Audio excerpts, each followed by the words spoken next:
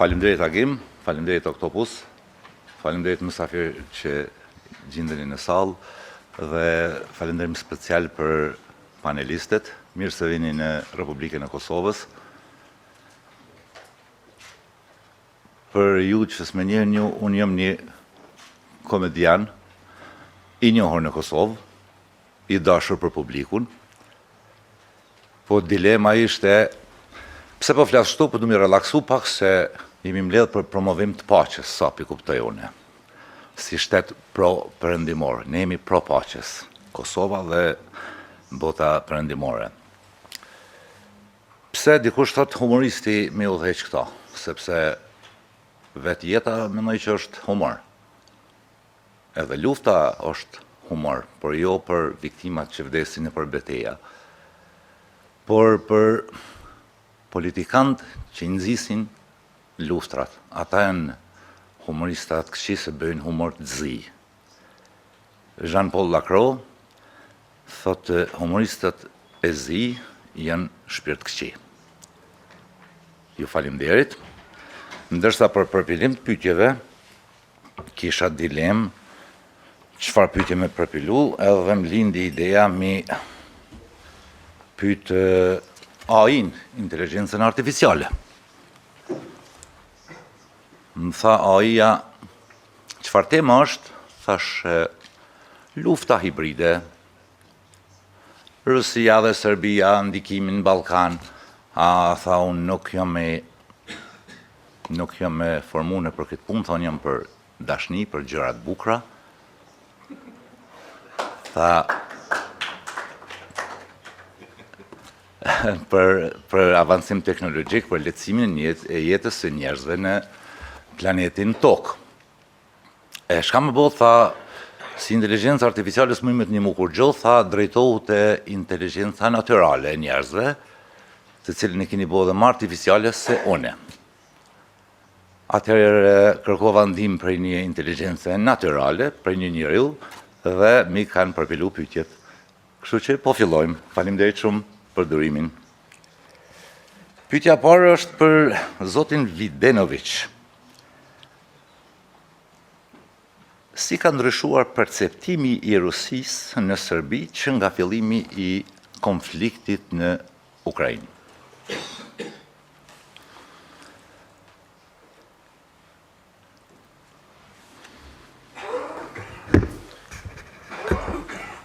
Thank you, and thank you for introducing me. I'm not that much popular in my public. I must say, I'm not like you, I envy you, you know. So, actually, this is the main topic. Your question is very much in place. This is the main topic of my addressing. But before that, I would like to thank OCTOPUS Institute and Mr. Musliu for inviting me to this conference to speak and to be able to address to you.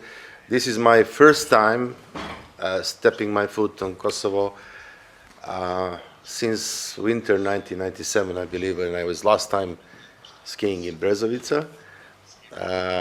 And after that, since many, many years, I haven't been here. So before I start with answering your question, I would like to use this opportunity to ask for forgiveness, to ask the Kosovo people here in this room and Kosovo public in general for forgiveness for all the human loss, all your friends, families, your fellow citizens, and for all the grief, pain, and sorrow that my country imposed on you in 1998 and 1999.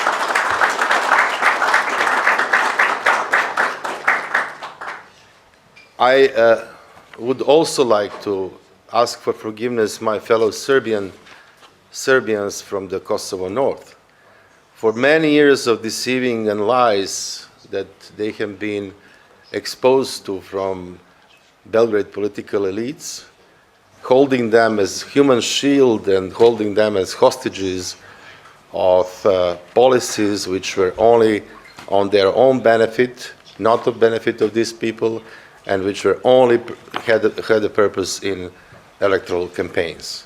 So them also I would like to ask for forgiveness. I cannot pretend that I speak on behalf of Serbian people. I don't have that legitimacy. But I can speak, and I have legitimacy, of 5,000 people who have been voting for the policy that I represent today here in December general elections 2023. That was the first time that this policy has been officially presented to the Serbian electorate and run for the support in Serbian public, and 5,000 people have voted for that option in spite of all the media blockage, in spite of cultural division of media, in spite of all the ignoration and pressure to vote for bigger opposition parties, which have better chances to take places in the parliament. There were 5,000 people who voted for that. And these very 5,000 people would join me today before you asking for forgiveness of what our country has imposed in Kosovo in the war. These 5,000 people will probably like, and they still cannot, go and lay flowers to Batajnica. It's a suburb of Belgrade, where there is a police training polygon where 750 Kosovo people have been buried, and we still cannot go there and lay flowers and pay our respects to them. So 5,000 is not the big number. The elections didn't go very well for us, but at least this is something to start with. So coming to your question, Ukraine resonates generally, globally. Ukraine resonates very strongly in general public, imposing huge, unprecedented level of unity in the Western world, in Europe and in the US, in general West, and extraordinary events like broadening of the world's largest military alliance for 2 new countries. So it has, I mean, the whole thing like aggression to a sovereign state member of the UN, and ruining cities and destroying infrastructures and trying to impose the foreign will of how a sovereign country will make its own choices about political establishment, and the way it develops and the international alliances they chooses is unprecedented. So it actually resonates in one way in the entire Western world, or the other part of the world was more or less kindly, in a way indifferent to that. However, in my country, in Serbia, this aggression resonated differently. Not only that the government, who officially have condemned the aggression on Russia and officially have voted in the UN for expelling Russia from the Human Rights Council, have actually factually backed the Russian aggression with not imposing sanctions and not joining the EU and the US and the UK joint policy towards Russia. Not only that, but also that we are the only country on the planet which have seen in several times several thousands of people taking out the streets, cheering and actively supporting Russian aggression on Ukraine, and destroying cities and infrastructure and killing the civilians there. So my question is, and I believe this is your question, how this all happened, and where the entire massive loss of the sense of justice, humanity, and solidarity just vanished from the majority of people in my country. And I believe the answer is that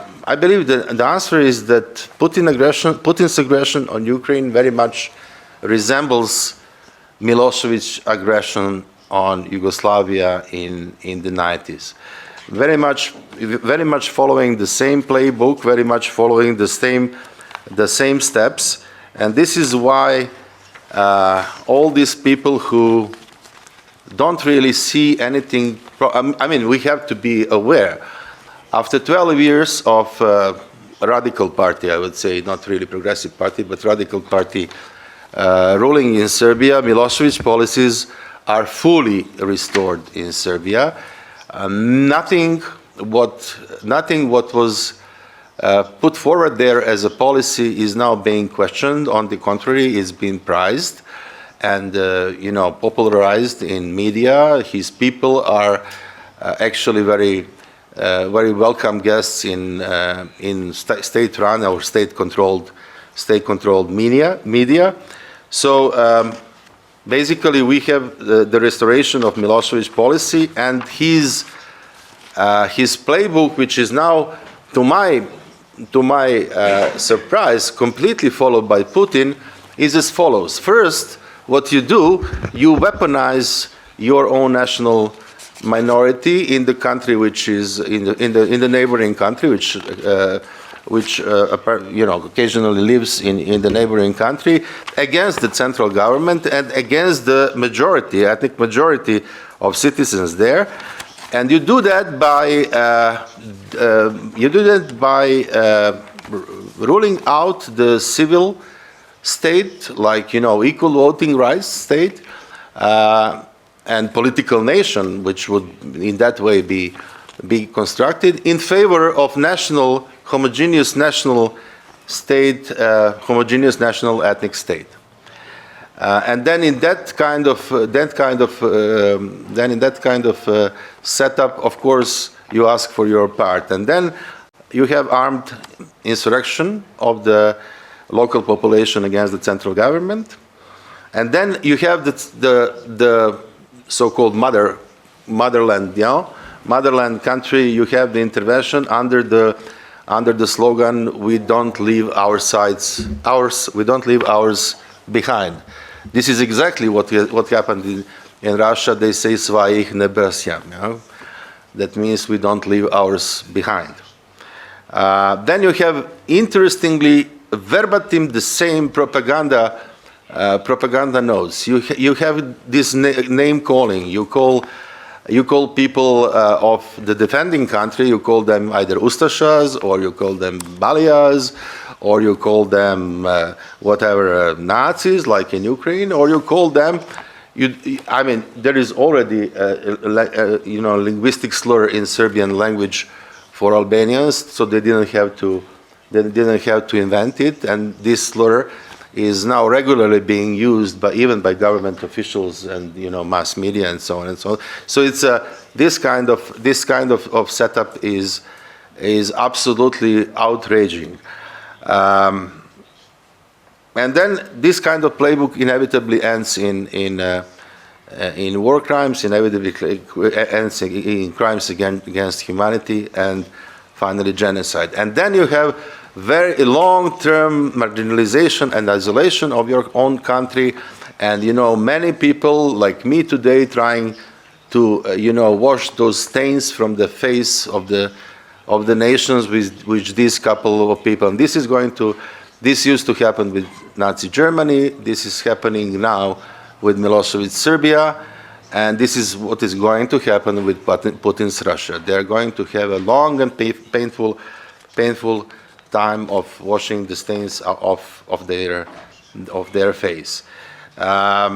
So this support has been very strong in 2022. Now it's a bit relaxed. It's a bit lower. You can see these supports, namely in couple of religious processions. You can see Putin's pictures here and there. It's not that strong as it used to be in 2023, of course, because the special military operation, which was supposed to last 3 days, is now lasting for the third year in a row. So there is only now, but still there is very much alive in Serbian public the hope that Russian tanks will eventually pop up on a Danube shore one day. So at the same time when this happened, there is at the same time when this support to the Russian aggression to Ukraine happened, there was a small but very loud group of people in Serbia who have constantly supported Ukraine and, you know, supported Ukrainian refugees and also Russian refugees. We have lots of them. Russian, basically not refugees. They are not refugees. They are like escapers from the war and escapers from the military. So very loud group which have been often smeared by the government officials, by state-controlled media, and even by the angry mobs on the streets. That happened to us even in those riots that Dragan was speaking about in 2023. Those riots were supposedly be anti-violence, but then we were violently attacked by the mob in those riots because those riots, they have not been ideologically set up. They have been against Vučić, against violence, but not with clear ideological foundations. That's why we, as somebody who was bringing new ideology and trying to change the whole political game and paradigm, were seen as somebody who was not very much welcome in this protest. And what is this paradigm of Serbian liberals as we plan to step forward in pursuing this policy? The ground zero of this plan is a total divorce with any political idea that have been alive in the Milosevic area, in Milosevic time. Any string with that policy. So we have seen that Milosevic era has ended, and we have seen that democratically elected leaders have inherited the power after him. However, certain main strings related to national interest, related to the relation specifically with Kosovo, so related to the relation with Montenegro, to the relation with Bosnia and Herzegovina, to the relation with Russia, have not been erased. Even in the governments of Koštunica, Tadić, and nowadays Vučić. So Vučić is not our main target. Vučić is not our main target. Neither removing of Vučić will eliminate our problems. I can tell you, Vučić has passed through the Serbian government unchallenged. He took himself in his own hands all the power in the country, and nobody challenged him. There is no guarantee that if he magically disappears today, there is no guarantee that some other personality from his own party will not take over and say, look, now he's gone, now I'm here, move. I'm now the ruling one. There is no guarantee about that because Serbian society has withdrawn any kind of democratic legitimacy of his own and its own institutions. It has been withdrawn. I'm sorry. It has been withdrawn before Alexander Vučić. That's why we target his policies. We target Milosevic policies, and we don't think that Vučić is a cause. Vučić is a consequence of this policy. We stand for the full normalization between Serbia and Kosovo according to the Franco-German EU plan, Brussels agreements and Ohrid agreements. We consider, now it's very important, we consider Kosovo an independent country. We consider Kosovo an independent country, not only independent country. We want Serbia and Kosovo to be closest neighbors, closest friends and allies. This is what we can achieve. This is what our grandparents and great-grandparents and great-grandparents have achieved. They have never been actually war adversaries until 1998 and 1999. We need to go back to this. We need to go back to this time when we will cherish mutual respect, also build the memory culture, respect each other's each other's victims, memorize them, learn about them, talking in our public about them, and building our societies in open conversations like I hope a couple of us do today. Then we consider joint application of Serbia, Kosovo, and Bosnia and Herzegovina to NATO. To be members of NATO, joint application would be very, very useful one because that will make us allied armies. That will make Kosovo army and Serbian army allies, which, of course, NATO membership does not magically arises all the issues in the politics, but at least it guarantees that they will not be resolved in a violent way. This is important for us with Kosovo. This is important for us with Bosnia and Herzegovina. We also say that Serbia extends to its borders and no further, which means that basically we have an unconditional respect for the territorial integrity and political sovereignty for all new countries arised or created out of former Yugoslavia. Particularly we think about those where there are larger Serbian communities, and we want to make sure that their rights are protected in a close cooperation with the central government of those countries. That's why we say the capital of Serbs in Kosovo is Prishtina, the capital of Serbs in Bosnia is Sarajevo, the capital of Serbs in Montenegro is Podgorica. This is a short outline. I will not prolong any further. In conclusion, this is a short outline of the policy that we will try in forthcoming period to present, and to try to rise this 5,000 into more significant number. Liberal Party did not exist under this name in Serbia since the end of 19th century, and we cherish actually the liberal ideas of the French Revolution and of the American Revolution. And we even have our special symbol, which is, as you know, Serbian flag is inverted Russian flag, which is imposed to us by Turkish Sultan and Russian Emperor, with agreement with Austrian Emperor. Originally liberal Serbian Principality flag from 1835 is inverted inverted French flag with red, white, and vertical red, white, and blue, and blue fields, keeping its foundations in the ideas of civil revolution in France in 1789. I thank you very much and happy to answer any questions you may have.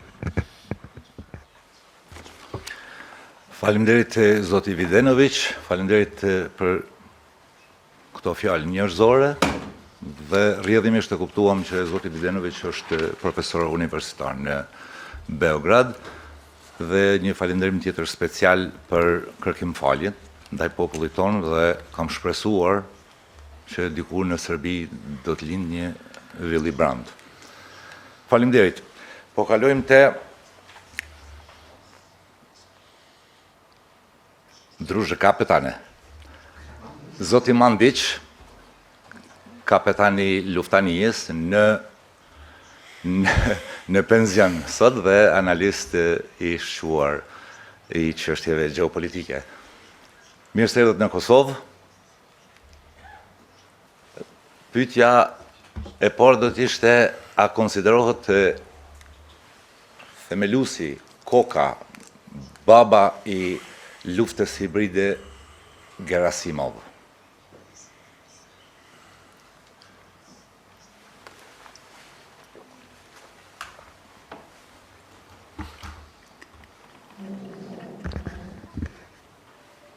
Dobar dan, pozdravljam vas sve, posebno direktora instituta, hvala još jednom na pozivu i odmah ćemo krenuti na odgovor.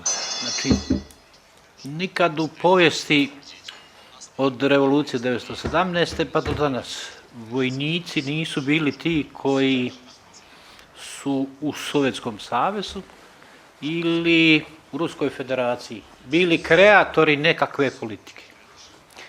I to je jedna zabluda uz mnogo njih, kasnije ćemo i pobrojati, što su došli u Europu, kako je Gerasimov otac nečega. Obzirom na način kako je isplanirana operacija na Ukrajinu, ne mislim da on ima kognitivni kapacitet, tako nešto shvatiti. Međutim, vratimo se nazad. Otac sigurnosne politike, a s tim i vanjske politike Ruske federacije je Evgenij Primakov. I Evgenij Primakov je jedna izuzetno inteligentna jedna osoba koji je definirao 3 komponente ruske vanjske politike. Prva je integrirati, kako se god zna, postsovjetski prostor. Znači, prva je ta. Da li ćemo kroz zajednicu neovisnih država, ZND, da li ćemo ovako ili onako, ali to je integracija njega. Drugo je zaustaviti širenje NATO-a po svaku cijenu. I treće je uspostaviti multipolarni poredak na svijetu u kojem zauzimaju mjesto Sjedinjene države, Indija, Kina, normalno i Ruska federacija. I još jedna stvar koja je jako važna, napraviti jedno savezništvo puno dublje i puno veće sa Kinom. Znači i to danas, to su svi elementi ruske vanjske i sigurnosne politike koji se nisu promijenili onda. Nije ne samo kad je u pitanju general Gerasimov, nego kad je u pitanju Lavrov, ništa on od toga nije promijenio, niti je tome nešto dodao Putin.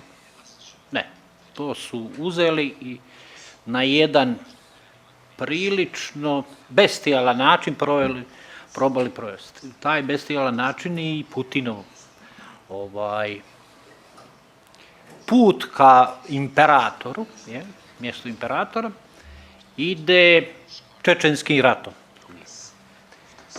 To što mora se ovdje reći je da je Zapad nakon završetka hladnog rata naprosto okrenuo glavu na taj čečenski rat. To što se tamo radilo je nešto strašno. Primjera radi strateški bombarder, 27 tona bombi, naiđete i nema borbe, nego se sravni selo. To nije nešto što bi se mi na zapadu u smislu civilizacijskom trebali uopće ponositi.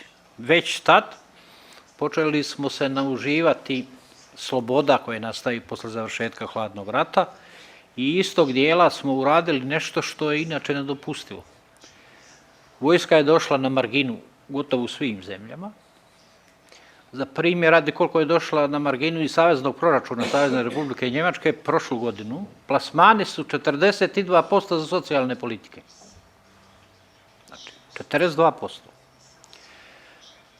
Ne ide tako. Počeli smo se igrati ekologijom, počeli smo svačim nečim. Nije ekologija nevažna, ali smo zaboravili uraditi i sjetiti se toga da je sloboda preskupa i da cijelo vrijeme moramo paziti za njom.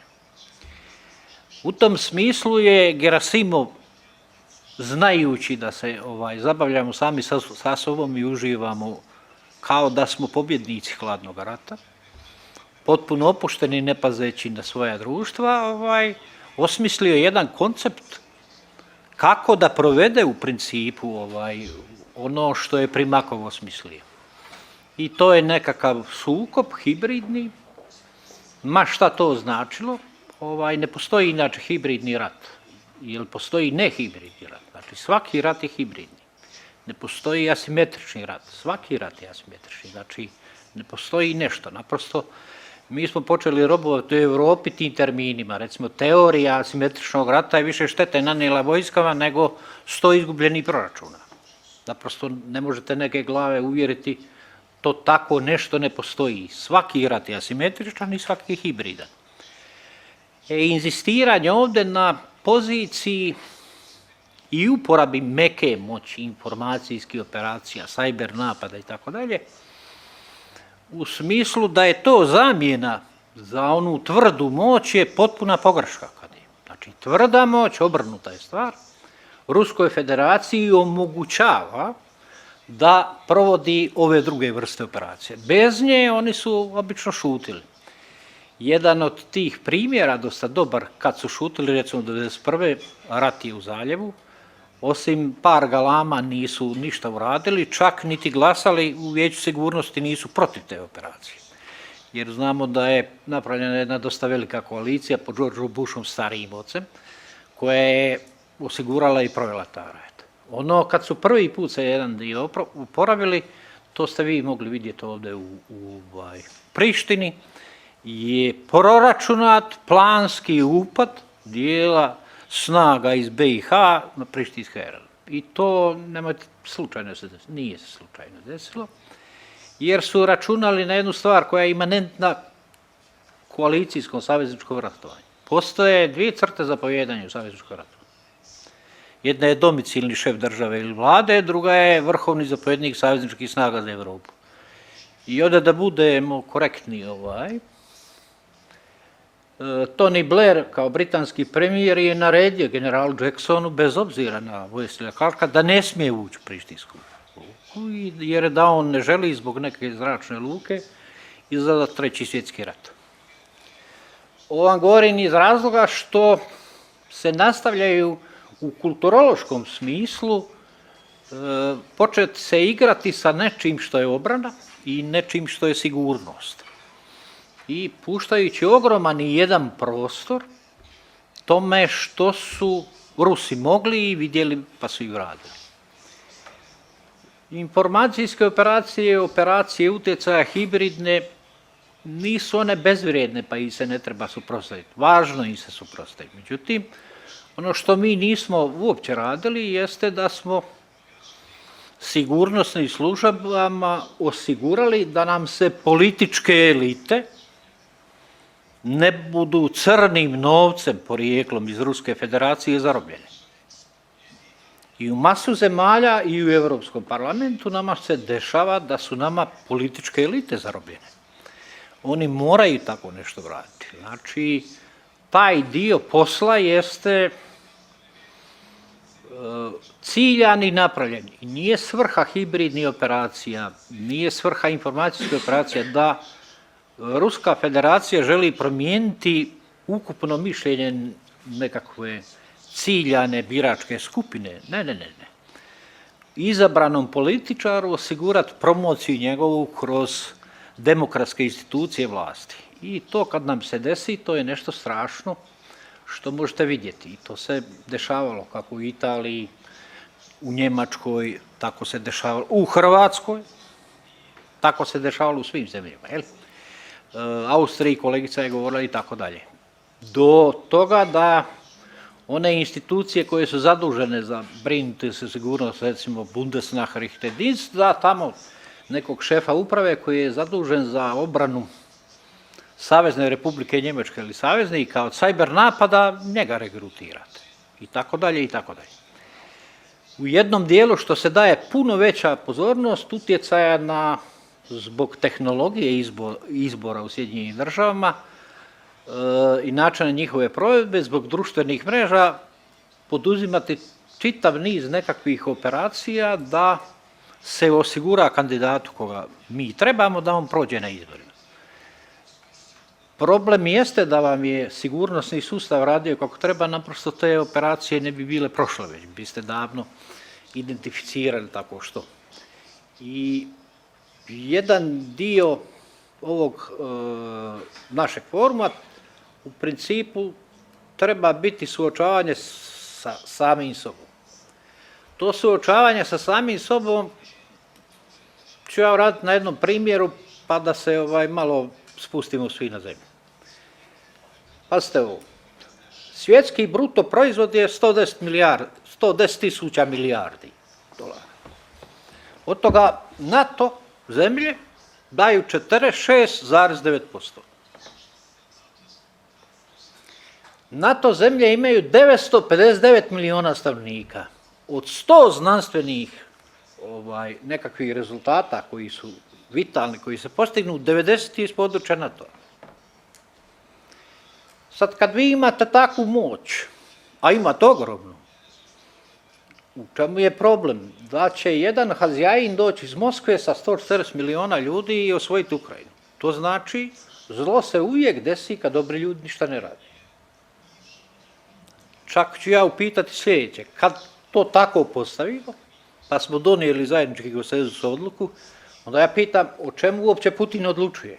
Pa ne odlučuje ni o sebi. 1200 milijardi eura je veći bruto proizvod Njemačke godišnje. E sad, kad uzmete, podaci za 2023, uzmete Kinu, Rusku federaciju, uzmete Indiju, uzmete Iran i Sjevernu Koreju. Svi oni skupa zajedno nemaju bruto proizvod kao Sjedinjene države. Znači, u tom smislu je strašno važno da ono što su vrijednosti demokracije, da mi uporabimo svoju moć, to štitimo i onima koji žele doći živjeti u takva društva, nema ni jednog razloga da se ne pomogne jer sa ogromnom jednom moći raspolaže. Ogromnom moći. Znači, naša društva su se uspavala i u jednom trenutku je vrijeme buđenja. Vrlo je neugodno. Vrlo je neugodno se probuditi. Znači, izravno kada je u pitanju, recimo, hrvatski primjer, nekih 20 godina zbog vanjsko-političkih ciljeva. Ućemo u NATO, ućemo u Europsku uniju, pa ćemo uraditi ovo i ono. Naprosto vojsku ste stavili van. Sad dolazi račun na plaćanje. To su milijarde eura koje morate izdvajati u relativno kratkom vremenu da bi se taj period od 20 godina nebrige nadoknadili.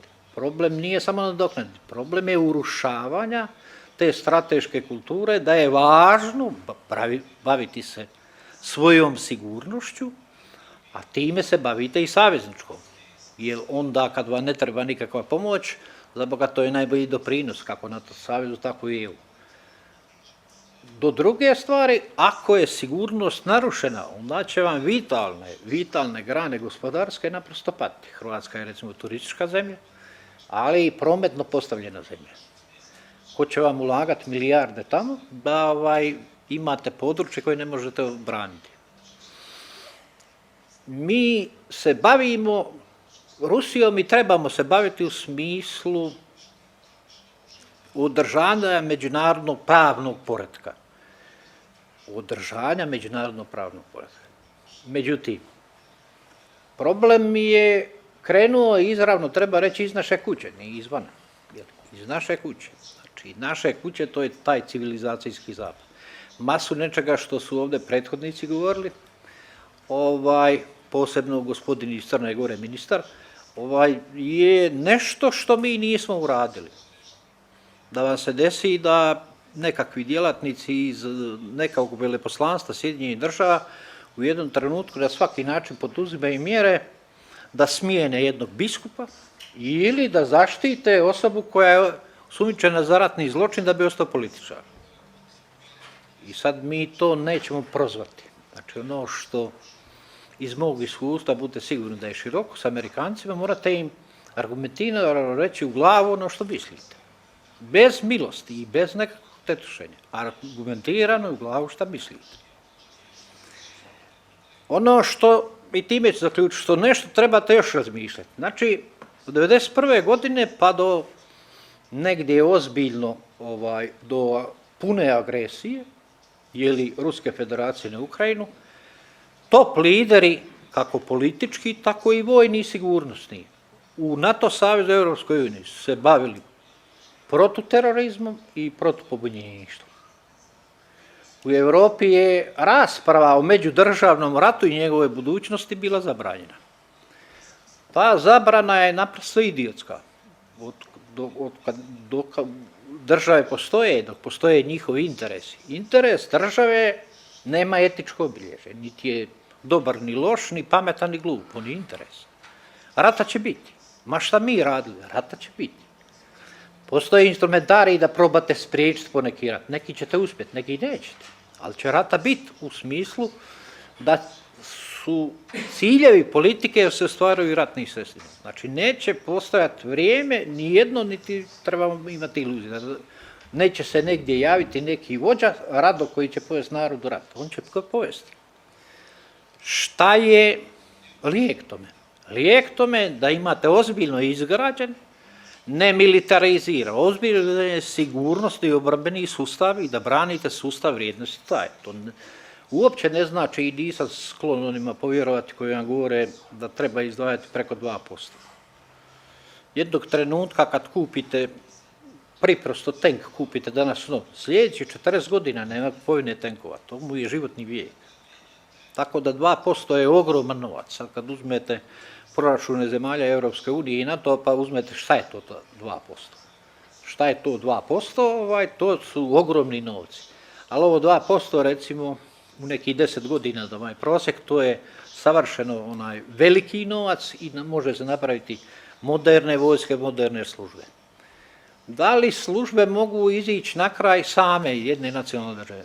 To više ne dolazi u obzir. Znači, međunarodni organizirani kriminal je prijetnja nacionalnoj sigurnosti. To je izravno piše u Hrvatskoj strategiji nacionalne sigurnosti. Vi bez suradnje sa drugim zemljama ne možete to iskorijeniti. Ne možete. To se obrću milijarde i milijarde eura u jednom trenutku kad vam kriminal počne birati vladu, postavljati policijske službenike, utjecati na pravosudni sustav i tako dalje. Znači, bez te suradnje neće ići. Samo govorim jedno segment, međunarodni kriminal. Da ne govorimo o nečem posve drugom ozbiljnim stvarima, pokušaj državnog udara u Crnoj Gori. Ono što nas treba zabrinjati je ozbiljno restrukturiranje posebno gruva kad je u pitanju Ruska federacija iz razloga naučenih lekcija puno propalih nekih operacija. Danas je se puno toga unutar njih promijenilo. Oni su osnivači, utemeljitelji, korisnici i planeri bili Wagner grupe, a nije Prigožin. Prigožin je bio dobar administrator. Wagner grupe, kao što je sad ta Wagner grupa posle nestanka naprosto restrukturirana u jedan ekspedicijski korpus i gle čuda, u masu nekih zemalja u kojima je Zapad imao ogroman utjecaj u Africi, došao je taj Wagner grupa ili je došao ekspedicijski korpus. Znači svagdje gdje mi popustimo i ne radimo svoj posao kako spada, dolaze neki diktatori kojima trebaju takve paramilitarne postrojbe da oni zadrže vlastite režime. Jedan od najvećih sramota Europske unije je odustajanje od Barcelona procesa, kada se trebalo slično kao Maršalov plan posle drugog svjetskog rata u Sjevernu Afriku uložiti na 100 milijardi eura. Naprosto da je razvijete, nemate potrebe da se to iseljava stanovništvo. I gle čuda, sad nam iz Afrike dolaze na 100.000 izbjeglica. Koji ih dovozi? Pa Putin za Boga. Kako? Pa evo, rekli smo, čitav mehanizam. Šta mi radimo? Promatramo i galamimo. Znači, promatrati i galamiti nije stvar od tome. Evropa posebno mora, pa ću time završiti, mora se sjetiti svog korijena. Završila je Drugi svjetski rat. Zamislite jednog generala Georgea Marshalla koji postaje šef State Departmenta. Koliko je 100.000 američkih vojnika izgubljeno i on je Njemačku bacio na koljena. Bezuvjetna kapitulacija. Okupacija zemlje, izdvoje se ogromni novci, pruži se ruka toj Njemačkoj, digne se na koljena i od tada do danas imate mir u Europi. Znači, mir u Europi. Iz tog razloga nekakav drugi način promišljanja da bismo mi riješili kako razvojne, tako sigurnosne probleme od ovoga da dio našeg bogatstva uložimo u te nerazvijene krajeve, bojim se da neće biti ništa. Evo, hvala vam.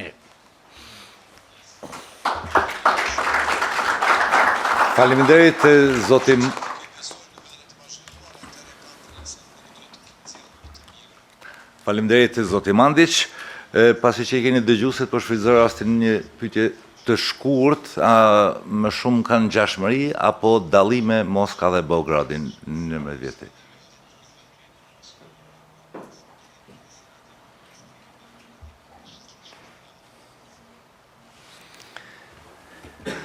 Mislim da je gospodin tu rekao, sad ću.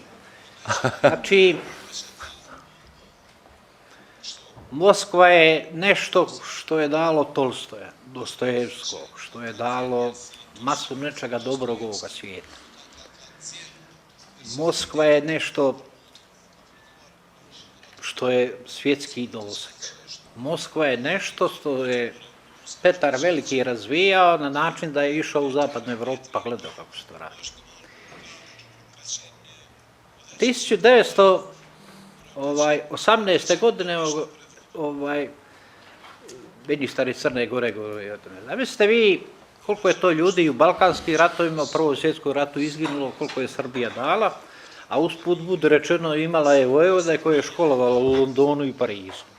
To je vrlo važno reći. U Londonu i Parizu. I dođete vi tom ostatku ostataka, jer masu intelektualaca izginulo. I u jednom trenutku im vi kažete vaša država je sad do Karavanki. I kako reagiraju?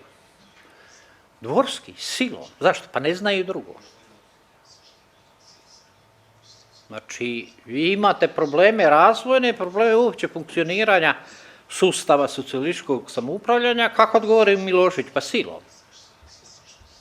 Znači, antibirokratske revolucije, raznorazni mitingi, šta je to? Pa sila, da Boga. Upad u onaj bankarski sustav, monetarni sustav Jugoslavije, šta je to? Pa hibridni rat. Protiv koga? Prije svega protiv građana Srbije.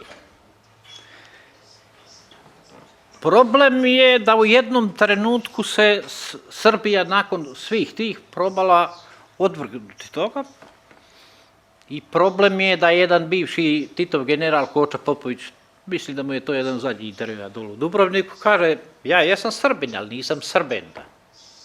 Ovo što mi sad predstavlja Vučić, on je Srbenta, on čak nije ono što je Putin. Putin je puno sofisticiranija osoba, neko koji je izuzetno dobro obrazovan, koji je radio svašta nešto, istina je da su to vrlo opasni ljudi. Šef mafije, znači, je vrlo inteligentna i pametna osoba bila.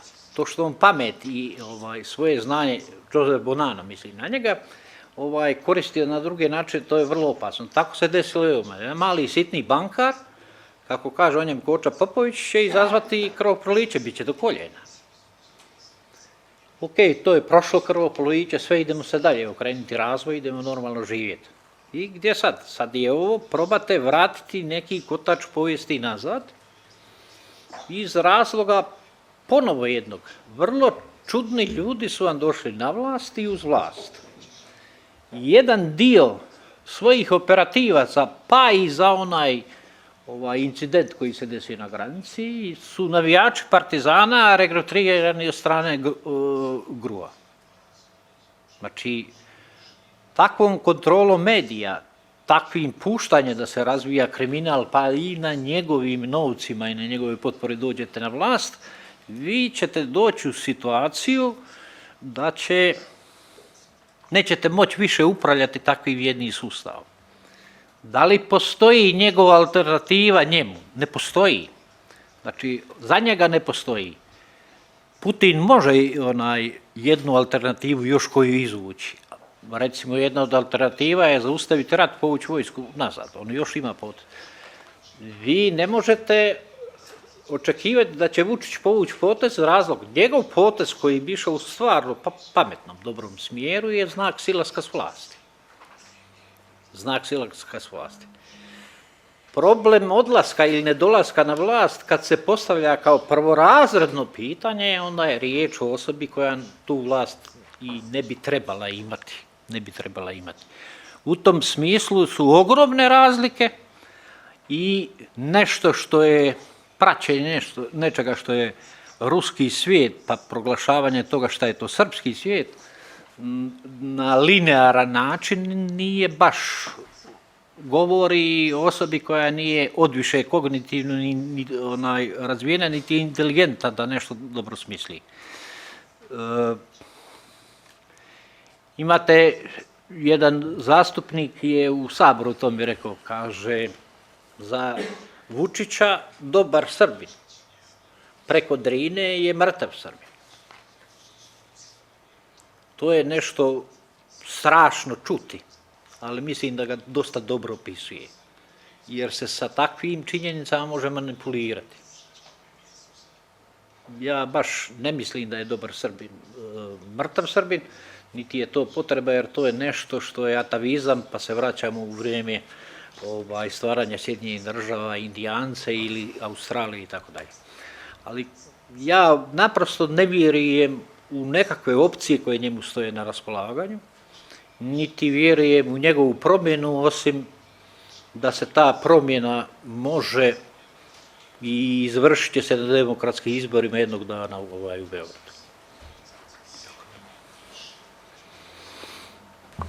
Faleminderit zoti Mandic, po kalojmë te zonja Bleta Brovina, eksperte për marrëdhënien ndërkombëtare. Mirë se erdhe Bleta. Pyetja është çka kanë të përbashkët Kosova dhe Ukraina? A është ngjashmëri?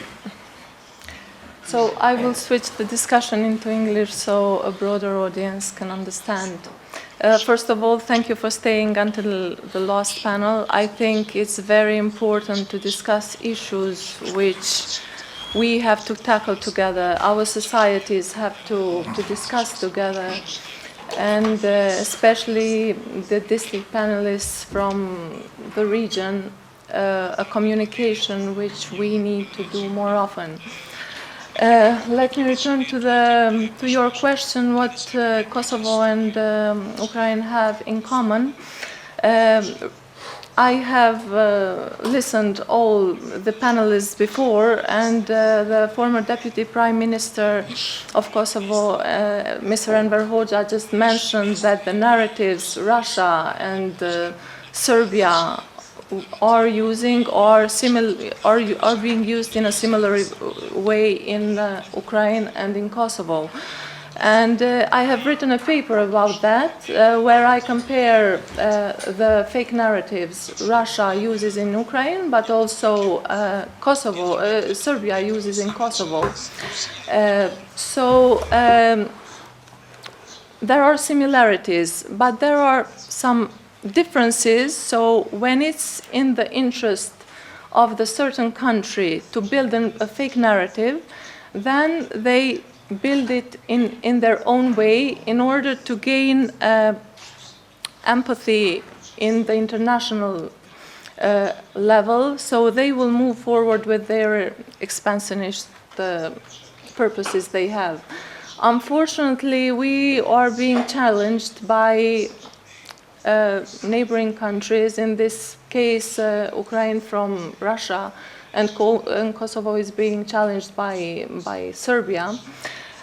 One can say that in Kosovo the war is over, but the Banjska attack has mentioned us that we cannot take it for granted. I wouldn't say that. And then I have followed the discussion with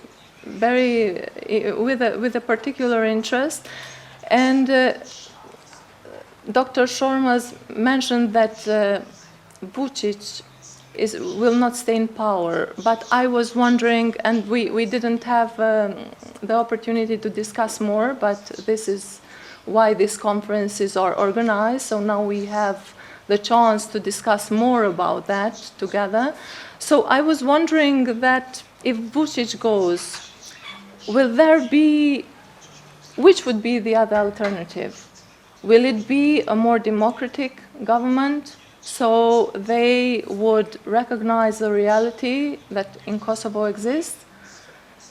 For example, unfortunately, also some parties of the oppositions, like Dveri, for example, in Serbia, sometimes they are being like even more aggressive, even more extreme. So my question would be, yes, if Vučić will go one day, but then what next? No one gives certainty that we won't face challenges like Banjska attack again. So these are the challenges Ukraine and Kosovo are facing, with fake narratives on the paper that I've written, and which I will have the chance maybe to explain it later even further. They are building especially into three main narratives: the narrative of historical and national identity narratives, the narrative of victimization, and the narrative of legitimacy of the statehood. So, in this way, both Ukraine and Kosovo are being challenged in terms of their sovereignty and statehood. So, in the past, Ukraine was not studied much. Now, with the war in Ukraine, the academia is paying attention more to Ukraine, but the studies where Kosovo and Ukraine are compared are missing. That's why I thought that this paper would further explain more which are the similarities and differences in Kosovo and also in Ukraine related to their neighboring countries, in this case Serbia and Russia. And the more we understand this, we would understand the processes, and then with the communication, like today, like I'm very happy that our colleagues and our panelists from Serbia are here. So now we should take the chance and then discuss together. Yeah, if Vučić goes, but then what next? The dialogue, we all agree that the dialogue is the only way forward to this conflict, I would say, a frozen conflict. But then, shall we wait when Vučić goes, but who comes after Vučić? Is there a better democratic alternative in Serbia so the people would also support like a more democratic way of thinking? I'm afraid that these narratives, which are being built and which have been built for centuries, now it's not so easy to make people, first to tell people that, for example, Kosovo is the heart of Serbia, and then the next day we would explain that, look, but tomorrow, no, Kosovo is independent. So I think the processes are requiring like more time and the world is moving forward. For this reason, we have to discuss all together, also with our panelists here from Serbia, and then to exchange the ideas and to move forward and to resolve this question. But I like the optimism Dr. Shorman has. It's always good to be optimistic. But yeah, I would openly ask Dr. Shormas, yeah, but after Vučić, is there a more liberal party, a democratic party, which would have chances to govern in Serbia, and then we would build peace together? Or, yeah, if it's possible, yeah.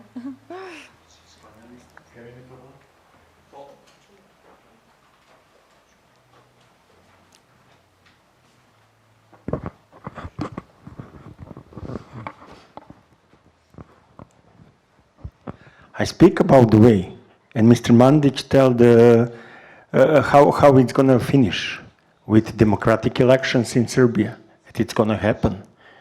But we must finish these hard questions like normalizations or recognizing of reality about Kosovo and about Bosnia and Herzegovina. You know, you have hundreds and thousands of churches in North Macedonia that built by Serbian Orthodox Church. And that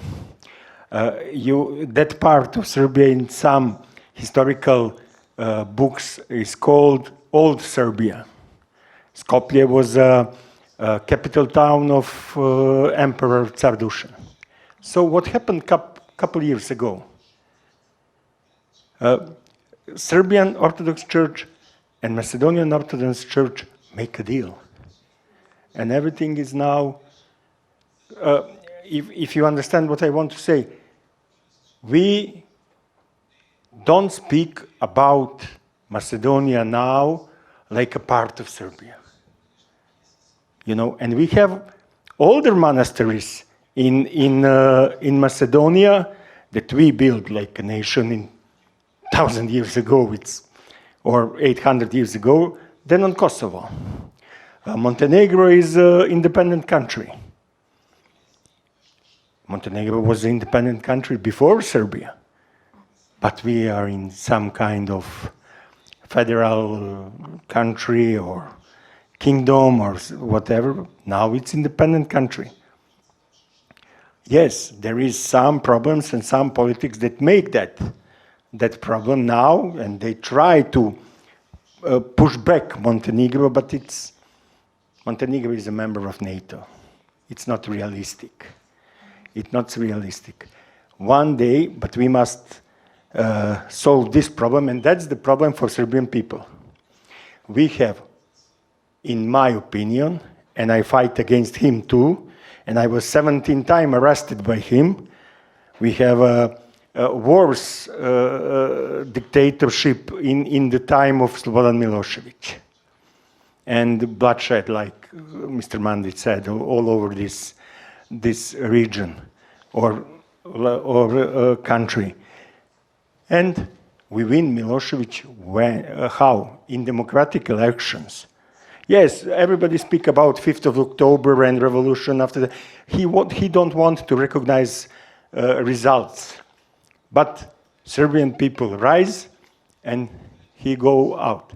Vučić first time, I said that here, he win in democratic election first time, but he changed the regime. He changed the regime after 12 years. So I'm sure that in next couple years he will lose, and don't worry about that small parties you speak about, Dveri or something like that. They don't have enough power for do that. I think that democratic potential in Serbia is much bigger than people see and think about that. Most of people want to go to EU, most of the people in Serbia, and that's gonna be our main goal. And I'm sure, I'm optimistic. Everybody can think that it's not gonna happen, it's gonna happen. Faleminderit zoti Shormaz. Bleta faleminderit, po kalojmë te profesoresha e nderuar e Oxfordit, Dr. Jenifer Cassidy, mirë se vini në Kosovë. Për zonin Cassidy kemi një pyetje, çka duhet të bëj diplomacia për të forcuar narrativën rajonale dhe qëndresën ndaj influencës së huaj. Thank you very much. I'm aware of the time. I realize it's nearly over, so I'll be very succinct in this. Regarding, well, what can diplomacy do to enforce regional narratives to the Balkans? There's a number of aspects now, and one that I'm going to preface with, at the moment, we very much, I think, I don't want to speak for anyone in the room, but we look around the world and think that diplomacy, if we don't want to say it's dead, it's certainly on life support at the moment, particularly regarding the UN Security Council meetings, the inability of the international organizations to be able to make enforcement judges, the ICC, the ICJ, making advisory opinions, but not being able to enforce them. And as a former diplomat myself and now a diplomatic scholar, I, of course, always will champion diplomacy, but we need to really see the ills of diplomacy at the moment, or the failings, and how we can work around this. One way regarding how can we enforce the regional narrative of the Balkans, I'll give a comparative case study.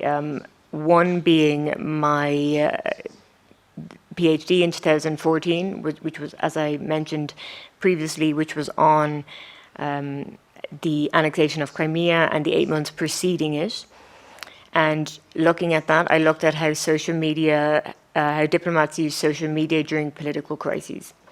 And so I have every single tweet and Facebook post from the 21st November 2013 up to 4 months after the annexation of Crimea, from every foreign ministry, every ambassador, and every diplomat, both in Moscow, both in Kiev, and in both their home ministry. What you saw there in 2014, there was absolutely no coherent strategic narrative whatsoever. And that really, really played into the hands of Russia, the disinformation tactics, its ability to use at the beginnings of what we were talking about, the beginnings of hybrid warfare. But now, when we saw the incursion and the land incursion of Russia into Ukraine, doing a comparative analysis of all the data that I had from 2014, then looking at the dates of the incursion 3 years ago, the difference of digital diplomacy and the difference of strategic narratives by not only the EU, but also the Balkans themselves, anyone even in the extension states, was absolutely phenomenal to see. And I have it all laid out in data analysis and put it through coding networks. And what you saw there was a clear policy, a clear preparation for what was to happen if Russia, and as we mentioned in the morning, when Russia invaded. So what you immediately saw was Estonia, Latvia, Lithuania, their presidents, they were coming out with the exact same strategic narrative statements. You were seeing also the same in the Balkans, I mean, not just similar statements, word for word, both online and off, in traditional media and social media. And that kind of unity and that kind of precision of acting on behalf of a regional bloc and its allies was just a completely different ball game to what you saw in 2013 and 2014. So that's certainly one aspect to note. And on to the second part of the question of, well, how to keep foreign influence at bay. That's the question of the century. You know, the problem with one of my expertise now, of course, technology is my expertise, but is artificial intelligence. But as rightly noted, even though I very much enjoy and promote artificial intelligence, I always remind everyone it's neither artificial nor intelligent. So it's the people who are putting in the data, and it's the people who are sculpting the data. So it's not artificial and it's not intelligent, but we're calling it artificial intelligence nonetheless. But one way to make sure foreign influence is you have a lot of AI and machine learning, which can have a lot, you can create a lot of systems, which we created at Oxford University in order for, particularly for the US elections coming up, to identify deepfakes, which will be very detrimental a few days before the polling day of any election. If you have a deepfake before, a few days before an election, whether you know it to be true or not, this gets in the psyche and the minds of people, and it could sway voting either way. And the final point I'd just like to note is a term that I coin, the foreign policy of Silicon Valley. And so for those of you who may not be aware, but there are a growing number of countries, nation states, which actually have embassies accredited, nation states embassies accredited to Silicon Valley. Denmark was the first country to do that. Now they no longer have that, but the EU is going to follow suit, and so is France. And never since the Treaty of Westphalia in 1648 have you ever had an embassy. It's not a consulate, it's not a portion of an embassy, it's an embassy accredited to Silicon Valley. And what that is showing, now I'm neither for nor against, I'm just giving the information.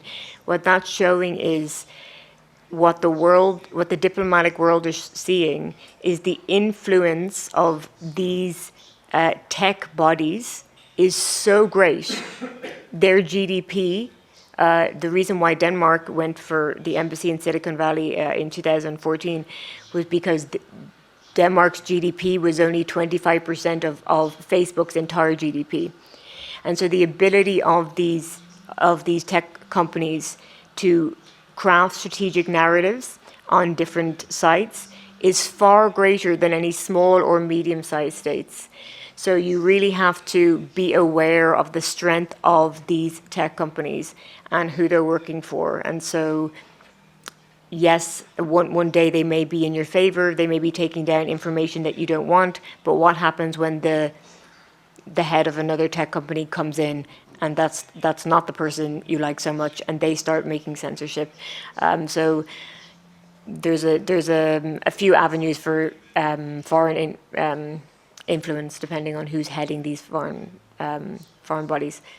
So I won't say any more, but just to keep it short enough. So thank you. Yeah. Faleminderit zonja Cassidy. Kthehem te zoti Videnovic, një pyetje relaksuese. Karrika mu po m'pëlqen, juve apo ju pëlqen? A jeni rehat në karrik?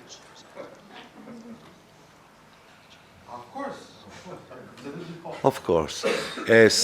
Pyetja është si po mundet Serbia me qëndru në dy karrika?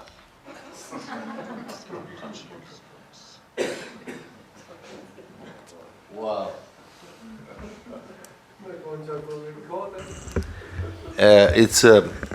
I think it's a matter of legacy.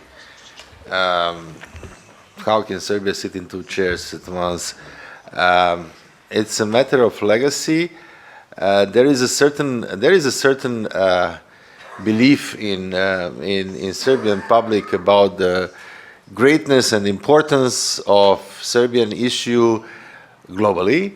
And I think that not significant number of our people are waking every morning thinking that all the big addresses in Brussels, in Washington, in Moscow, in Beijing, and everywhere just really every day discuss issue on Serbia. That's why I think this is inherited from the past. It's inherited from Yugoslavian time. We even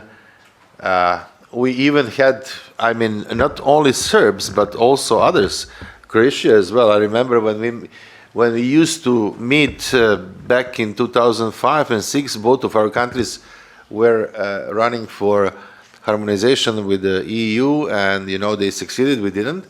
We were at the same level in 2005 and 2006.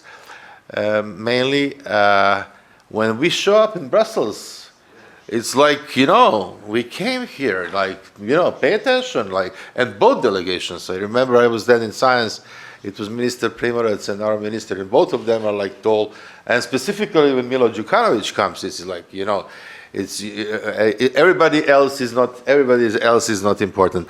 So it's interesting that this kind of belief of importance and ability to sit in two chairs is inherited from the past. On the other hand, it becomes really possible because somebody said today that Vučić is acting as a businessman. He really does. He's a wholesale market man. He has something for everybody. He has something to offer to everybody. He has now, military industry to offer to Macron. He has lithium to offer to Germany. He has energy agreement to offer to the United States. He has loyalty to offer to Moscow, and also he has, he's bounded by credit. So by credits with China. So I think what Dr. Brovina was asked previously, if somebody else comes in Vučić's place, whether this is going to be very different, I would say no.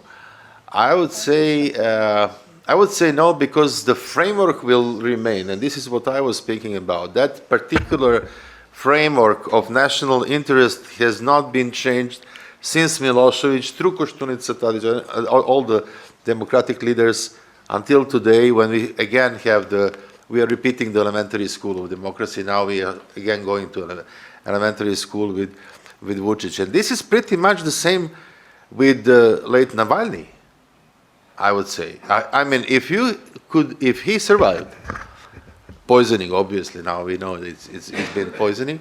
If he survived poisoning and came into power in Russia, whether the relation towards Ukraine would be different? I don't think so. This is he was anti-corruption activist. He was very strong on anti-corruption issues. You have people like that in Serbia right now. They are main figures in the positions, they are in the parliament, and they really speak every day about anti-corruption. But when it comes to main national, that framework, which is actually upside down, and what I have been saying, it should come back to the liberal framework back in the beginning, back in the first half of 19th century, when we don't think about expansionism, we don't have this Russian type of nationalism.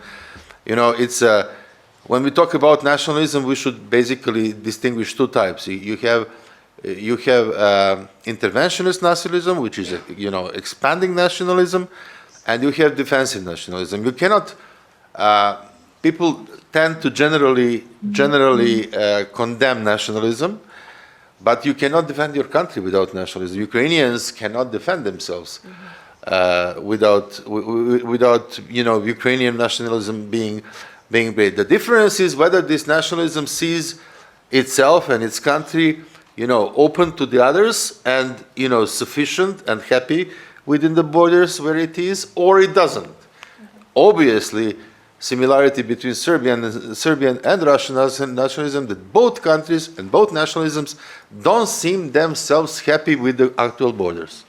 This is the similarity.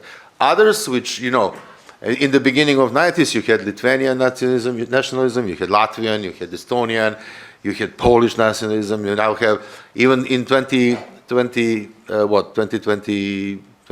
you had Belarus nationalism growing up, but this is all defensive. This is all defensive. The change would come if Russia really becomes aggressive towards Serbia, then we will eventually, and that's what I was hoping for, that they will really be unhappy with Vučić and tighten their grips on Serbia, and then then Serbian defensive nationalism would come up, which we didn't have because we didn't pass, as all our countries did not. We didn't pass through the Soviet lager. We have actually been spared from that since 1948 until 1990. We did not experience those experiences of Czech Republic, Hungary, Poland, Baltic countries, and so on. So that's why we are ambivalent. But what I'm saying is there is no certainty that another democratically elected leader would act differently when it comes to the main issues we discussed today. Faleminderit zoti Videnovic, po kalojmë te zoti Mandic. Dhe po kthehemi në temë, pak më drejt për luftën hibride. Pra, pyetja do të ishte si duket lufta hibride, ose edhe më saktë, si duket fundi i luftës hibride para se të fillon një agresion eventual ushtarak, që ta dim ne popullata.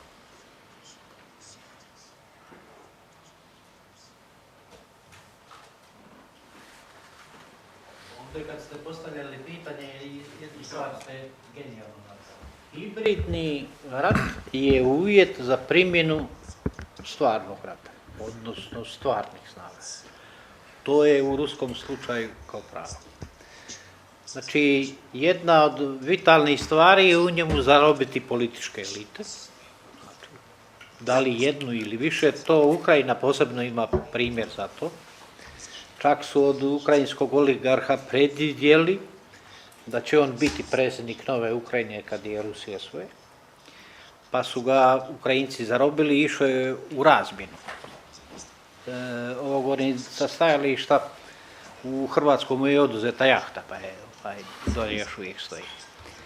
Znači, jedan je zarobiti elitu, drugi je incidentno izazvati, kako se god zna, da bi se tom dijelu elite koje ste tajno zarobili, ovo je jedan pristojan izraz, da ne kažem da ste ga vrbovali da radi za njih, jer mora za vas, da on dođe u nekakvu situaciju da se dočepa vlasti u zemlji, ali demokratskim putem, iako te demokracije to je više glumljenje.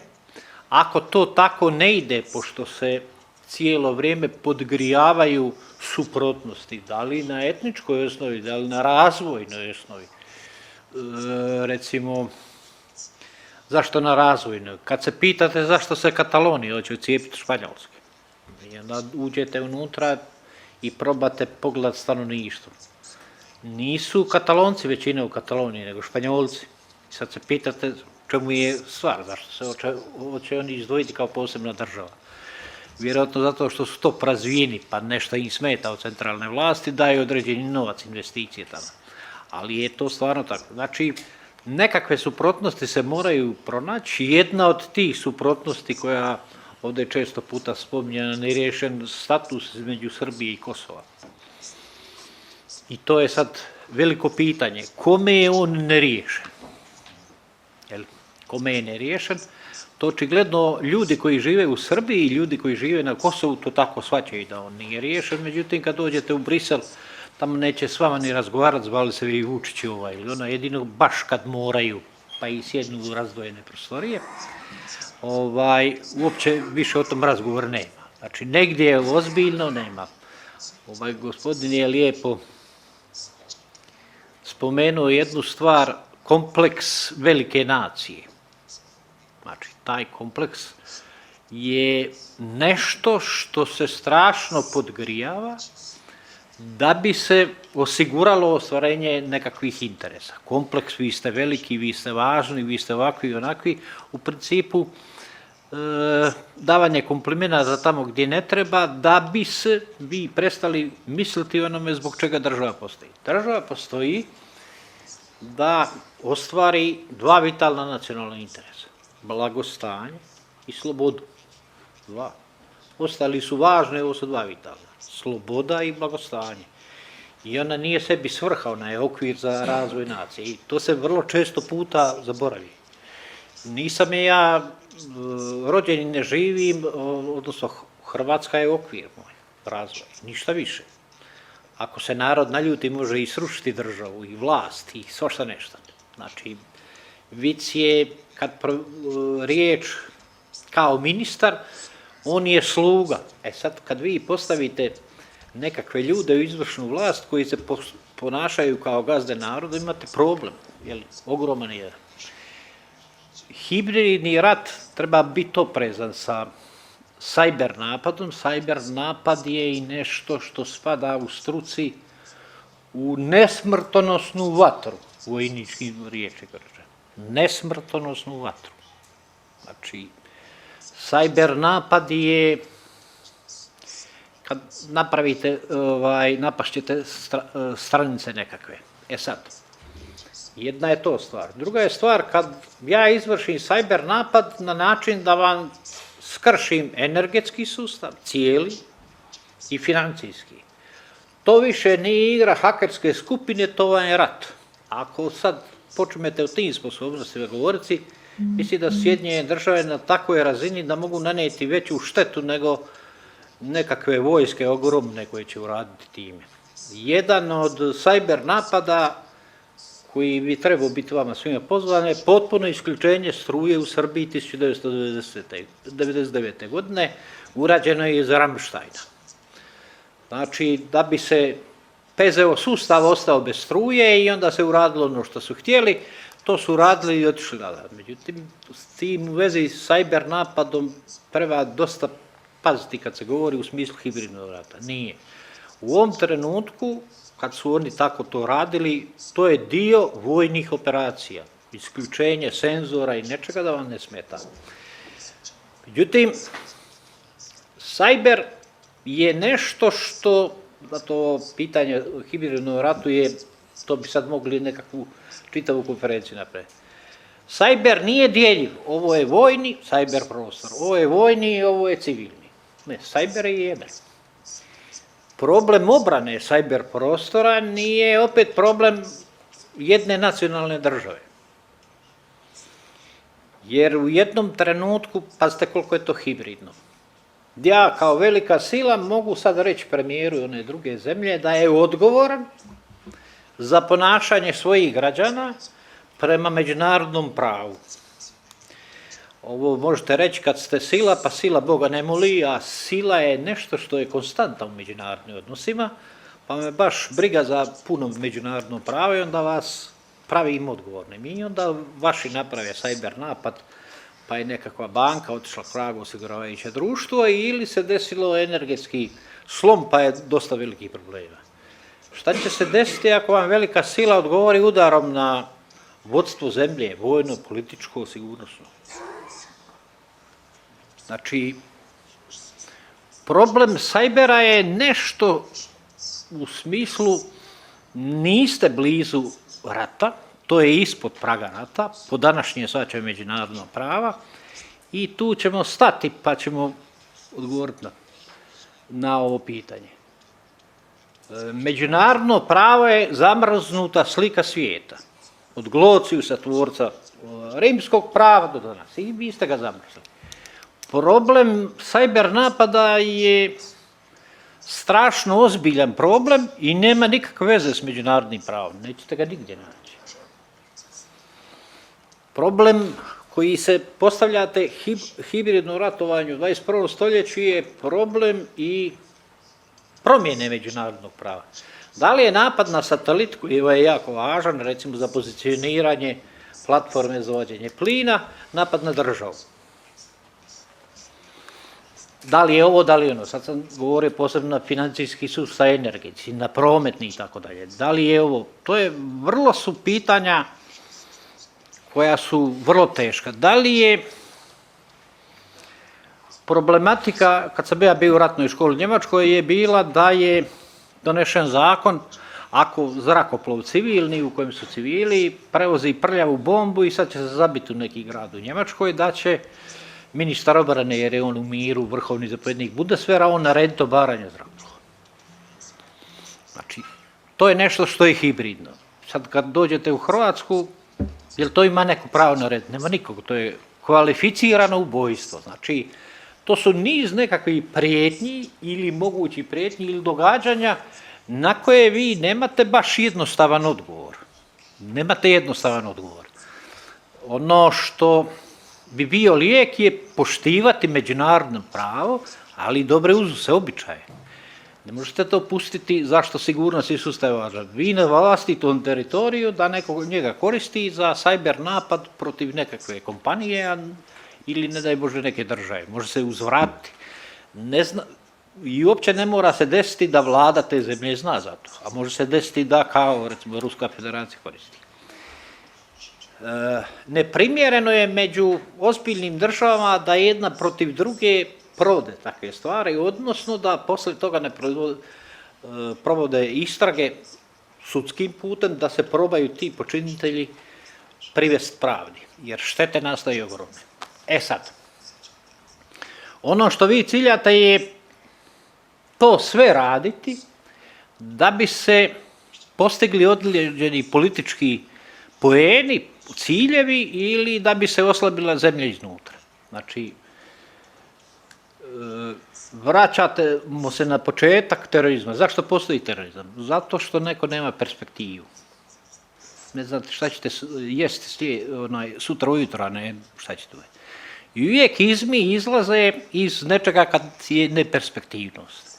Onog trenutka kad krenete u perspektivnost, razvoj, pa počnete normalno živjeti, to je uzrok ste otklonili, odjedanput postaje sve ok.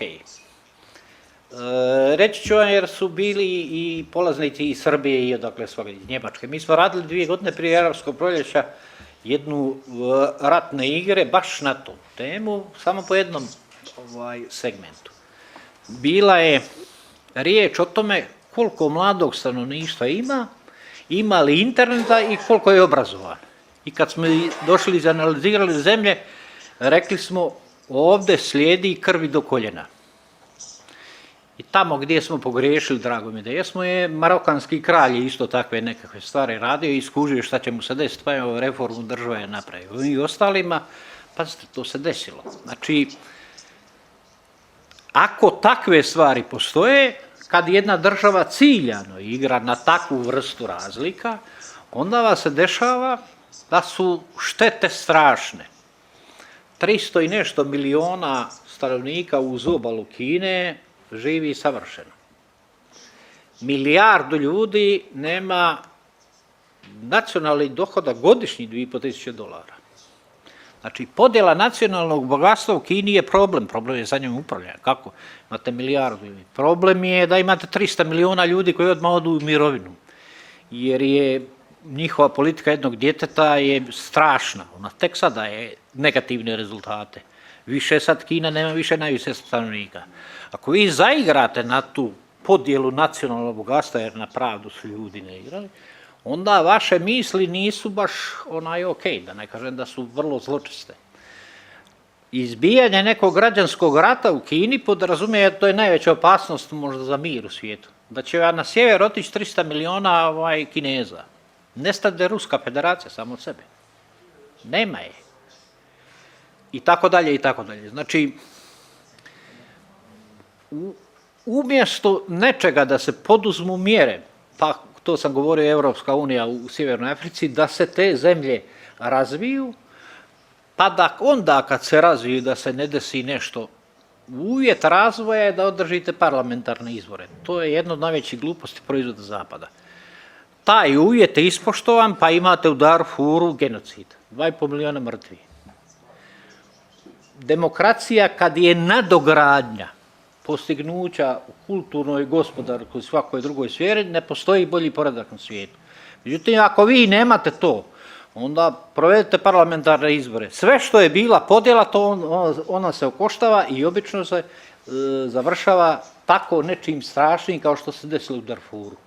Znači, problem je, treba ozbiljno sagledati i tih nejednakosti ima, uglavnom ozbiljan planski razvoj s pomoć onih koji su razvijeni da se izvrši bi bio kraj rata.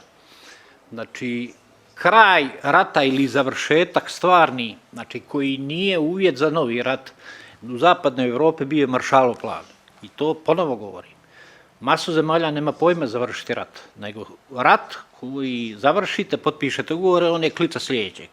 Imajte obzira da je Prvi svjetski rat tako završio. Znači, hibridni rat se završava na način pomaganja i razvoja određene zemlje da više te suprotnosti uopće nikada ne igraju više važnost.